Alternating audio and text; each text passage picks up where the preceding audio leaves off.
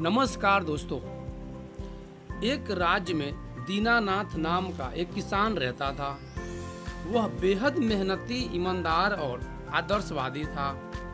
उसकी चर्चा पूरे गांव में थी।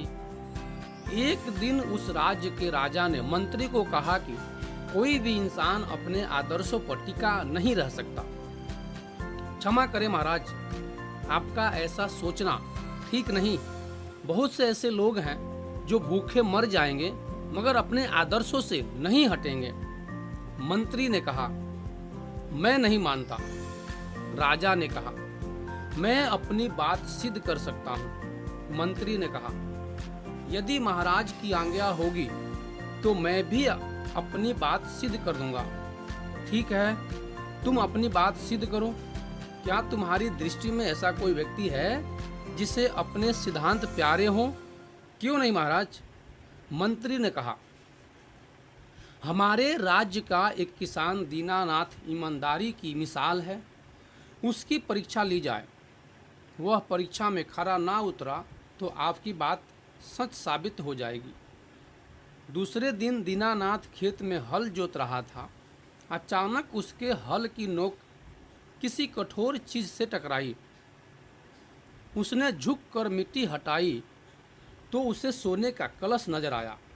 दीनानाथ ने देखा कि कलश में सोने की गिननियां भरी है और हीरे की एक अंगूठी भी है। गरीब दीनानाथ के लिए यह कलश किसी बड़े खजाने से कम नहीं था। लेकिन बावजूद इसके ईमानदार दीनानाथ कलश को राजा के दरबार में ले गया और राजा को सारी बात सच सच बता दी। राजा उसकी ईमानदारी को देखकर भौचक्का रह गया। मन ही मन राजा को अपने ऊपर बड़ी गलानी हुई। आखिर दीनानाथ ने उसकी बात, उसके विचार को असत्य साबित कर दिया। राजा ने खुश होकर दीनानाथ को 1000 सोने की गिननियां इनाम में दे दी। लेकिन दीनानाथ ने सोने की गिननियां लेने से मना करते हुए कहा कि मैं अपनी मेहनत की रोटी खाना चाहता हूँ।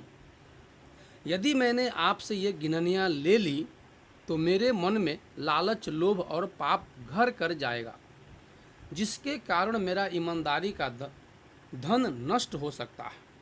यह कहते हुए दीनानाथ अपने घर की ओर चल दिया। राजा प्रशंसा भरी नज़रों से कभी जाते हुए दीनानाथ को देखता तो कभी मंत्री को।